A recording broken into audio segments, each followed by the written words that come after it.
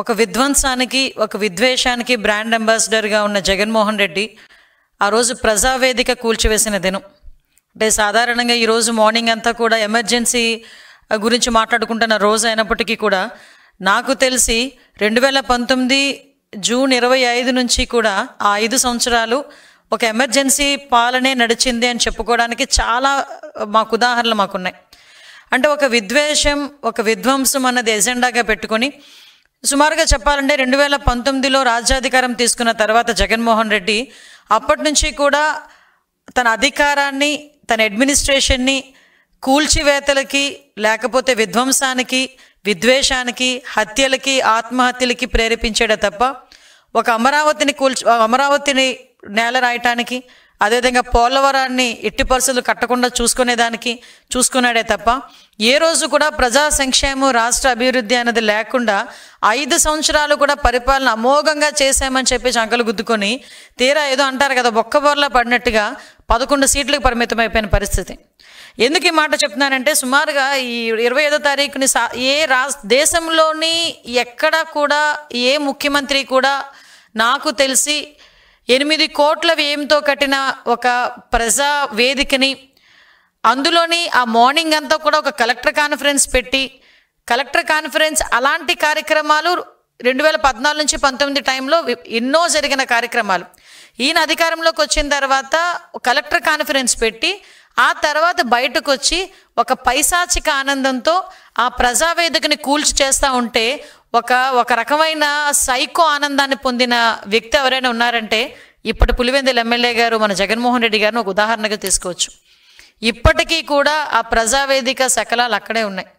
అంటే విషయం ఏంటంటే ఎందుకు ఈ మాట నేను పర్టికులర్గా చెప్తున్నానంటే ఈరోజు బయటకు వచ్చి విధ్వంసాలను మళ్ళా తిరిగి రెచ్చగొట్టాలని వాళ్ళ వైసీపీ మూకలతో బయటకు వచ్చి ఒక రకమైన విధ్వంసమైన వాతావరణాన్ని ఒక హింసా వాతావరణాన్ని ప్రేరేపించడానికి రెడీ అవుతున్నాడు. దానికి బట్టి మనం ఒకసారి ప్రీవియస్గా కూడా జగన్మోహన్ రెడ్డి తాలూకా నేచర్ మనం అర్థం చేసుకుంటే జూన్ 25వ తారీఖు 2019లో ప్రజావేదిక కూల్చిన దగ్గర నుంచి మొదలు పెట్టుకొని 2024 మార్చ్ ఏప్రిల్ ఎలక్షన్స్ వరకు కూడా తిరిగి ఇప్పటికీ అధికారం కోల్పోయిన తర్వాత కూడా ఇప్పటికీ కూడా అటువంటి పందాలు నడుచుకునే దానికి ప్రయత్నం చేసే పరిస్థితి కూడా మీ అందరూ కూడా గుర్తుపెట్టుకోవాలి.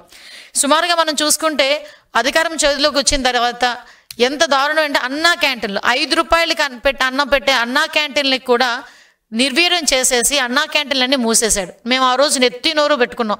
అన్నా క్యాంటీన్లు అన్న పేరు కనుక నీకు నచ్చకపోతే రాజన్నా క్యాంటీన్ అని పెట్టుకోవయ్యా, అంతేగాని పేదవాడి చేతి దగ్గర కూడు మాత్రం కొట్టొద్దు అని చెప్తే ఆ రోజు కూడా ఏమీ అంటే జాలి కనికరం ఏమీ లేకుండా ఆ అన్నా క్యాంటీన్లు మూసేశాడు. అదేవిధంగా ఎక్కడైనా సిమెంట్ రోడ్లు వేసిన పరిస్థితి ఎక్కడైనా కనిపించిందా? పోలవరాన్ని తీసుకెళ్లి మూలన కూర్చోబెట్టాడు. అమరావతిని తీసుకెళ్లి 3 రాజధానుల పేరిట అమరావతిలో ఏ కట్టడం కూడా జరగకుండా అమరావతిని సాక్షాత్తు వాళ్ళే ఒక శ్మశానంతో పోల్చిన పరిస్థితిని కూడా ఈరోజు గుర్తుపెట్టుకోవచ్చు. ఇవన్నీ ఒక ఎత్తు అయితే ఎవరైనా గట్టిగా మాట్లాడితే వాళ్ళ మీద కేసులు పెట్టడం, గట్టిగా ప్రశ్నిస్తే వాళ్ళని పిచ్చోళ్ళని చేసి రోడ్డు మీద కొట్టే పరిస్థితి, మరీ ఎక్కువగా మాట్లాడితే హత్యలు చేసే పరిస్థితి, ఇవన్నిటినీ కూడా దాటుకొని 5 సంవత్సరాల పాటు ప్రజలందరూ కూడా నానా ఇబ్బందులు పడి ఈరోజు కూటమి ప్రభుత్వం మీద నమ్మకంతో సుమారుగా 164 సీట్లు ఇచ్చి ఈరోజు మమ్మల్ని గెలిపించి ఈరోజు అతి నమ్మకాన్ని మా మీద పెట్టుకొని ఈరోజు ప్రజలు ప్రశాంతంగా జీవించే పరిస్థితి ఈరోజు కనిపిస్తూ ఉంది. మీకు ఇందుకే చెప్పాలంటే మనం ఆలోచించుకుంటే ప్రజావేదిక గురించి మనం చూసుకుంటే 1.5 గంటల పాటు కలెక్టర్ కాన్ఫరెన్స్ పెట్టాడండి. కలెక్టర్ కాన్ఫరెన్స్ కూడా ఇప్పుడు సాధారణంగా ఏదో అంటారు కదా బలిచ్చే ముందు ఒక రకమైన పూజ చేసినట్టుగా ఆ ప్రజావేదిక కూల్చేదానికి 1.5 గంటల ముందు ఒక కలెక్టర్ కాన్ఫరెన్స్ నిర్వహించి ఎవరికి తెలియకుండా బయటకు వచ్చిన వెంటనే జేసీబీలు పెట్టి ప్రజావేదిక కూల్చాడు. అంటే మీరు అతని తాలూకా నైజం అర్థం చేసుకోవచ్చు. నేను ప్రతిసారి అతని తాలూకా నైజం అర్థం చేసుకోండి అని చెప్తూ ఉంటాను. అతని తాలూకా సైకో నైజం అర్థం చేసుకోవచ్చు. తర్వాత అమరావతి దగ్గర అసెంబ్లీలోని 3 రాజధానులు అని చెప్పాడు. అమరావతిలో ఉన్న ఏ కట్టడాన్ని కూడా ముందుకు తీసుకెళ్ళనవలేదు. అన్ని వ్యవస్థలని కూడా నిర్వీర్యం చేసేశాడు. ఎంత దారుణంగా నిర్వీర్యం చేశారంటే తిరిగి మేము ఈరోజు అధికారంలోకి వచ్చిన తర్వాత వ్యవస్థలని గాడిలో పెట్టడానికి దగ్గర 4-5 నెలలు పట్టింది. ఇప్పటికీ కూడా చంద్రబాబు నాయుడు గారు విజనరీ లీడర్ కాబట్టి ఇప్పటికైనా మేము వ్యవస్థ నడిపించగలుగుతున్నాం. కానీ అతను కాకుండా ఇంకొకరు ఎవరైనా అయితే చతికిలు పడిపోయే పరిస్థితి.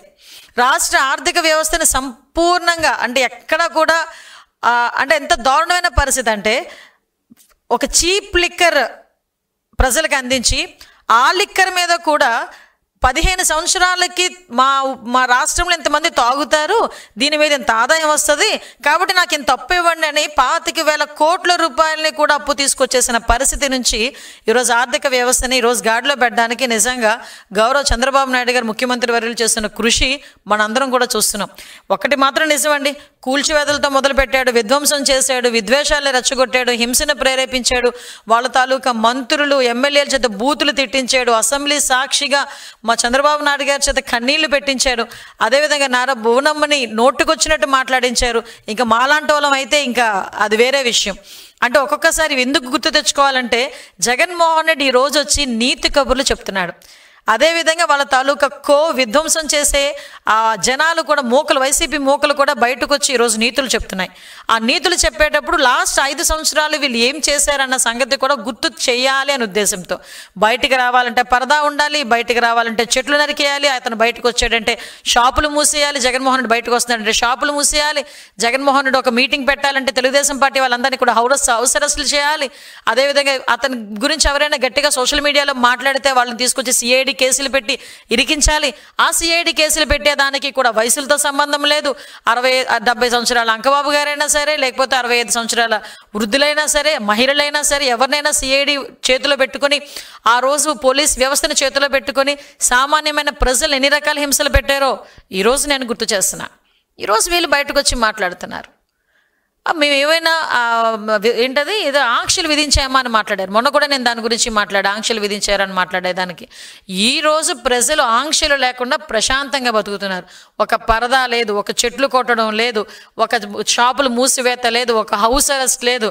ఆఖరికి జగన్మోహన్ రెడ్డి ఎక్కడైనా పరామర్శకి వెళ్తానన్నా కూడా, అది చనిపోయి సంవత్సరం తర్వాత కూడా పరామర్శకి వెళ్తానన్నా కూడా Z+ సెక్యూరిటీతో ఉన్న వ్యక్తికి ఎంత సెక్యూరిటీ కావాలో అంత సెక్యూరిటీని కూడా ఇచ్చే పరిస్థితి కనిపిస్తూ ఉంది. లిటరలీ చెప్పాలంటే 5 సంవత్సరాలు ప్రజలు 2019 నుంచి 24 వరకు బిక్కుమంటూ ఉన్నారు.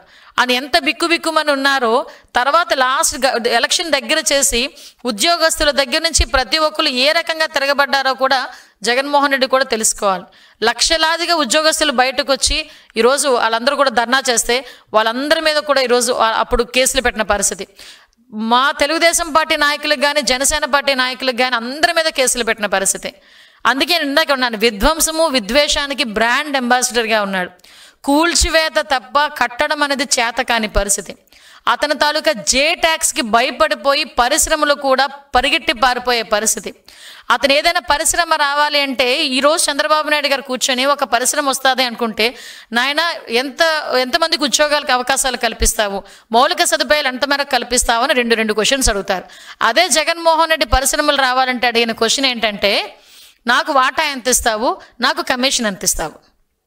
ఆ రెండింటి మాటలకి దూరంగా పారిపోయిన పరిశ్రమలు ఈరోజు మళ్ళీ చంద్రబాబు నాయుడు గారిని చూసి, చంద్రబాబు నాయుడు గారి తాలూకా విజనరీని చూసి ఈరోజు ముందుకు వస్తున్నాయి. ఈరోజు 20 లక్షల ఉద్యోగాలు మేము టార్గెట్గా పెట్టుకున్నామని చెప్పి ఈరోజు 5 లక్షల పైగా ఉద్యోగాలు వచ్చే కంపెనీలు ఈరోజు ఆన్ బోర్డ్ అవుతున్నాయి. ఈరోజు పెట్టుబడులు పెట్టడానికి సిద్ధపడమే కాకుండా ఈరోజు ఆన్ బోర్డ్ అవుతున్నాయి.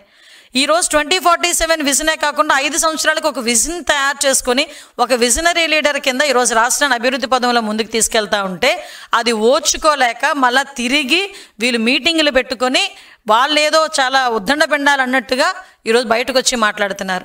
నిన్న మొన్న ఎవరో కొంతమంది మాజీ మంత్రులు వచ్చి మాట్లాడారు. అసలు నిజంగా ఎక్కడైనా ఏదైనా అన్యాయం జరిగితే ఇంతకుముందు 2019 నుంచి 24 వరకు ముఖ్యమంత్రిగా ఉన్న జగన్మోహన్ రెడ్డి ఒక్కరిని కానీ ఆ రోజు ఆగస్టు 15 రోజు రమ్య అనే అమ్మాయిని నడి రోడ్డు మీద పొడి చంపేస్తే ఒక్కరోజు దాని గురించి కూడా బయటకు వచ్చి కూడా మాట్లాడలేని పరిస్థితి. అలాంటి ఆత్మహత్యలు, హత్యలు, వాళ్ళ తాలూకా తిరిగి వాళ్ళు దాడులు ఎన్ని జరిగినా కూడా ఒక్కరోజు కూడా బయటకు రాని జగన్మోహన్ రెడ్డి ఒక్కసారిగా అతనికి 11 సీట్లకి దిగజార్చి ప్రతిపక్ష హోదా కూడా లేకపోయినప్పటికీ కూడా ఈరోజు అతని ప్రతిపక్ష నాయకుడిగా తను ప్రమోట్ చేసుకుంటూ ఈరోజు బయటకు వచ్చి ఎక్కడ ఎవరు చనిపోతారా నేను అక్కడికి వెళ్ళి పరామర్శ చేయాలి అని ఆ ఒక్క పరామర్శ పేరు పెట్టుకొని మొబిలైజేషన్ పేరుతో జనాల్ని మూకుముడిగా రోడ్డు మీదకి కావాలని తెచ్చుకొని ఈరోజు ఏదో బల ప్రదర్శన చేసే పరిస్థితి కనిపిస్తూ ఉంది.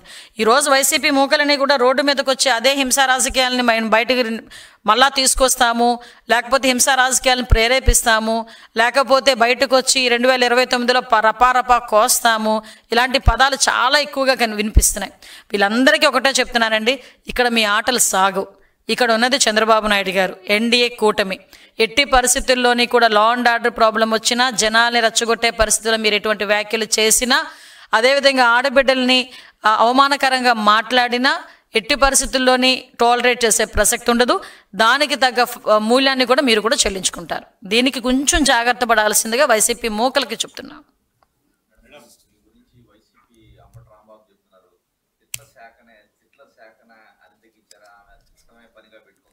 అంటే ఆయనకి ఇంతకుముందు నాకు తెలిసి నోటిపారుదల శాఖ ఆయన చేస్తున్నాడు. నీటిపారుదల శాఖ, నోటిపారుదల శాఖ. ఇంకా ఆయన అందులోంచి బయటికి రాలేనట్టుంది. ఆయన గురించి అంత తక్కువ మాట్లాడుకుంటే అంత మంచిది. నా విలువను నేను దిగజార్చుకోలేను ఆయన గురించి మాట్లాడి. కాకపోతే ఏదైనా విధానపరంగా మాట్లాడమనండి, చిన్న పిల్లోడికి కూడా సమాధానం చెప్తాను. అంతే తప్పించి టార్గెట్ చేసి ఏదో రకంగా మాట్లాడదాం అనుకుంటే కనుక చెప్పాల్సిన అవసరం లేదు. మేము ఏదైనా చెప్పాలనుకుంటే మేము ప్రజలకు చెప్పాలి. మేము ఆన్సరబుల్ ప్రజలకి. ఈరోజు ఎక్కడ ఏ అన్యాయం జరిగినా మాకన్నా ముందు స్పందించే వ్యక్తి చంద్రబాబు నాయుడు గారు. ఇంకా మా వరకు వస్తున్నాయా రావట్లేదని చూసుకునే లోపు దీని సంగతి ఏంటో చూడండి ఇమ్మీడియట్గా అని చెప్పి మాకు ఆదేశాలు ఇచ్చి ఆ వ్యక్తి దొరికేడా లేదా, ఆ అక్యూజ్డ్ దొరికేడా లేదా, అరెస్ట్ చేసామా లేదా, ఇది ఫాలో అప్ చేసుకుంటున్న వ్యక్తి ముఖ్యమంత్రి స్థాయిలో ఇన్ని పనులున్నా కూడా లా అండ్ ఆర్డర్ విషయంలోనే కానీ, మహిళల మీద జరుగుతున్న అఘాయిత్యాల విషయంలో కానీ ఇంత అలర్ట్గా ఉన్న ముఖ్యమంత్రి నేను ఎప్పుడు కూడా చూడలే. నేనేదో ఆయన మంత్రివర్గంలో ఉన్నానని నేను చెప్పట్లే. ఒక మహిళగా లాస్ట్ 5 సంవత్సరాలు చూశాను, ఇప్పుడు కూడా చూస్తున్నాను కాబట్టి ఆ కంపారిజన్ నాకు తెలుస్తుంది. సో వీళ్ళేదో మాట్లాడుకుంటే దానికి సమాధానం చెప్పాల్సిన అవసరం మాకు లేదు.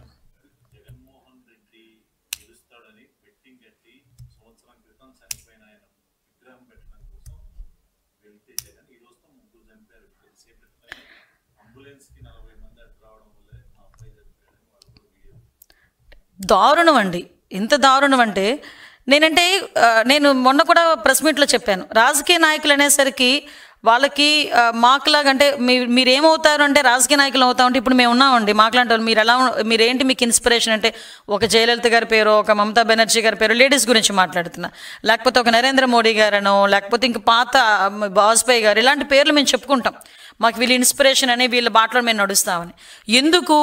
వాళ్ళు ఒక ఇన్స్పైర్ చేసే పొజిషన్లో ఉండేవాళ్ళు ఇంతకుముందు. ఇప్పుడు మేము ఉన్నాం. అటువంటిది మా దగ్గర నుంచి ఏ పదం వస్తుంది దాన్ని ఫాలో అవటానికి, గుడ్డిగా ఫాలో అవటానికి కొంతమంది అభిమానులు ఉంటారు.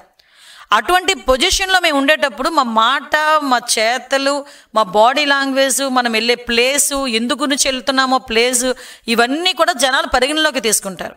ఈరోజు ఏదో ఒక మంచి పని చేసి చనిపోయిన వ్యక్తికి ఏదో విగ్రహం పెట్టారంటే అది వేరే విషయం. విగ్రహం పెట్టుకుంటారా స్వ విషయం. అతను చనిపోయి బెట్టింగ్ల ద్వారా అతను డబ్బులు కోల్పోయి ఆత్మహత్య చేసుకున్న తర్వాత సంవత్సరం తర్వాత అతనికి ఒక విగ్రహం కట్టి ఆ విగ్రహం ఓపెన్ చేయడానికి జగన్మోహన్ రెడ్డి మొబిలైజేషన్ చేసుకొని బయటికి వెళ్ళి 3 ప్రాణాలు తీసాడంటే ఏ రకంగా దీన్ని మనం ఆలోచించుకోవాలో అర్థం కావట్లే. సాక్షాత్తు సొంత కార్యకర్త అతని సొంత వాహనం టైర్ కింద నలిగిపోతున్నా కూడా కనీసం ఆపకుండా తుప్పల్లో పడేసి చల్ పద అని చెప్పేసి తీసుకెళ్ళిపోయిన పరిస్థితి. ఆ సొంత కార్యకర్త ఒక అబ్బాయి అక్కడ ఊపిరాడకో లేకపోతే ఆ కాన్వాయ్లోని ఒక అబ్బాయి చనిపోయాడు.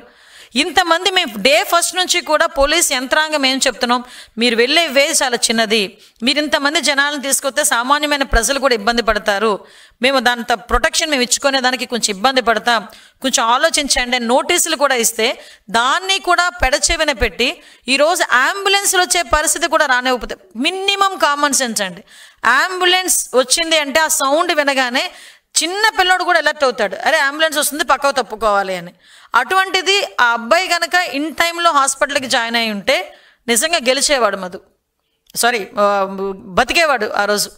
కానీ ఈరోజు పరిస్థితి ఎలా ఉందంటే ఆ అబ్బాయి ప్రాణాలు కోల్పోయి తల్లిదండ్రులు కూడా కేవలం జగన్మోహన్ రెడ్డి పర్యటన వల్ల నా కొడుకు చనిపోయాడు అని చెప్పి ఆ పిల్లోడిని బయట తీసుకురాలేం కదా. ఎత్తికొడితే 23 సంవత్సరాల పిల్లోడు. ఈరోజు అక్కడ ఆ సింగయ్య వయసు, అక్కడ ఇంకొక అబ్బాయి రెడ్డి, ఆ రెడ్డి వయసు, ఈ చిన్నపిల్లోడు వయసు, వీళ్ళందరూ ఎందుకు చనిపోవాల్సి వచ్చింది? అంటే కేవలం జగన్మోహన్ రెడ్డి తాలూకా ప్రచార పిచ్చికి ఈరోజు 3 బలైపోయారు. అంటే ఒకరోజు అతను ఒక వ్యక్తిని పరామర్శించడానికి వెళ్తే 3 చనిపోయారు. ఆ పొదిలి వెళ్తే రాళ్ళు ఇసురుతారు పోలీసుల మీద, ఆడవాళ్ళ మీద చెప్పులు ఇసురుతారు. అనంతపురం వెళ్తే అతనే ఒక సెల్ఫ్ థ్రెట్ క్రియేట్ చేసుకుంటాడు. ఇతనికి అలవాటు. కోడికత్తి కోడికత్తి దగ్గర నుంచి మొదలైంది. బాబాయ్ హత్య, కోడికత్తి, గులకరాయ్ ఎన్నున్నాయి ఈరోజు మన ఎగ్జాంపుల్స్ చూపించుకోవడానికి. కాకపోతే నేను అంటున్నాను ఏంటంటే, ఇలాంటివి జరిగేటప్పుడు కూడా కనీసం ప్రజలకు మనం ఏం సమాధానం చెప్పాలి?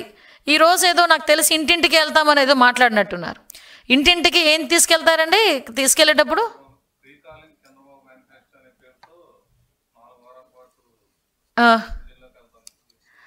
ప్రజలు కూడా చెప్తారన్నమాట, again we're calling Chandrababu Naidu garu అని, again we will call Chandrababu Naidu garu అని కూడా చెప్తారు. నేనేమంటానంటే, ఈరోజు వెళ్తున్నారు, ఇంటింటికి వెళ్తున్నారు, ఏమని వెళ్తారండి? రపారపా కోస్తామని వెళ్తున్నారా? అదే అడుగుతున్నా సీరియస్లీ. ఎందుకంటే ఈరోజు నువ్వు ఇచ్చేదేంటి? నిన్న ఎక్కడో ఒక వీడియో చూశాను, మొత్తం అందరినీ యువత పోరని పెట్టాడు ఆయన. యువత పేరు అంటే 2029లో మేము వస్తాం, రపారపా కోస్తామట టట్ట పెట్టుకొని. ఏం మెసేజ్ ఇస్తున్నారు సొసైటీకి? దాని గురించి ఎవడు పట్టించుకోడు. ఆ పదాలు ఎందుకు ఉపయోగించారంటే, కూర్చున్నవాడు ఏమంటాడు, ఆ సినిమా డైలాగ్ కదా, సినిమా డైలాగ్ చెప్పాడు, తప్పే ఉంది అని అడుగుతాడు. నిన్న మొన్న మాజీ మంత్రులు చేసిన వ్యక్తులు బయటకు వచ్చి ఏమడుగుతారు, మంచిదే కదా, మేమేమన్నాం, తప్పేమన్నాం, సినిమా డైలాగులే కదా అని పవన్ కళ్యాణ్ గారు డైలాగులతో ఏదో పోలుస్తారు. సాక్షాత్తు పవన్ కళ్యాణ్ గారు కూడా ఒక మాట అన్నారు, ఇలాంటి మాటలు సినిమాల్లోకి పరిమితం, బయటకు వస్తే ఇలాంటి మాటలు చెల్లవు, ప్రజాస్వామ్యంలో ఇలాంటి పదాలు ఉపయోగించకూడదు పబ్లిక్గా, సినిమాల్లో అంటే సినిమాలు అది వేరు అని చెప్పి సాక్షాత్తు పవన్ కళ్యాణ్ గారు కూడా మనం మాట్లాడాల్సిన పరిస్థితి వచ్చింది. వీళ్ళు ఎందుకంటే నేను అలర్ట్ చేస్తున్నానండి, ప్రజలను కూడా అలర్ట్ చేయాలి. అరే మళ్ళా ఒక వేరే థాట్స్తోని, వేరే మైండ్ గేమ్స్తోని మన చుట్టూ మూకగా రావటానికి మళ్ళీ వైఎస్ఆర్సీపీ ఈ మూకలు బయలుదేరుతున్నాయి. జాగ్రత్తగా ఉండండి అని చెప్పాలని, కాబట్టి మా బాధ్యతగా చెప్పాలి కాబట్టి మేము చెప్తున్నాం.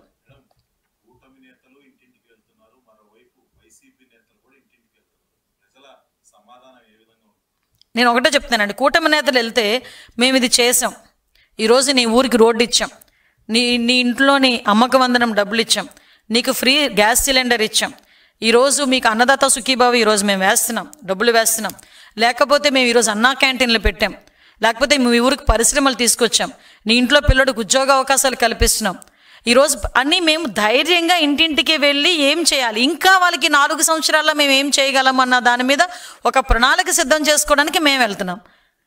సో వీళ్ళు ఏమని చెప్పడానికి వెళ్తున్నారు అంటే, మేము మళ్ళీ 2029లో వస్తాము, రపారపా కోస్తాము. ఈరోజు ఆ మాట మాట్లాడితే వాళ్ళు తిరిగి కోసేటట్టు ఉన్నారు ప్రజలు. ఈరోజు జనరల్గా ఆలోచన చేసుకోవాలి మేము, ఎందుకంటే ప్రతి విషయానికి కూడా మేము కూడా చాలా బ్యారేజ్ వేసుకొని చాలా బ్యాలెన్స్డ్గా వెళ్తున్నాం. వాళ్ళు వెళ్ళిన విధ్వంసంలోనే మేము వెళ్ళాలనుకుంటే అది మా నైజం కాదు అది. ఈరోజు ప్రజా సంక్షేమం కావాలి. ప్రజలు 5 సంవత్సరాలు నష్టపోయారు, ఇంచుమించుగా మన అభివృద్ధిలో చూసుకుంటే ఇంచుమించు 15 సంవత్సరాలు వెనక్కి వెళ్ళాము. మళ్ళీ గాడిలో పెట్టాలంటే కదా 24 అవర్స్ కూడా యంత్రాంగం అంతా, ప్రభుత్వ యంత్రాంగం అంతా పనిచేయాలి. కాబట్టి మేము దాని మీద దృష్టి పెట్టుకుంటే వీళ్ళేమో ఇలాంటి పనులు చేసుకుంటూ బయటకు వచ్చి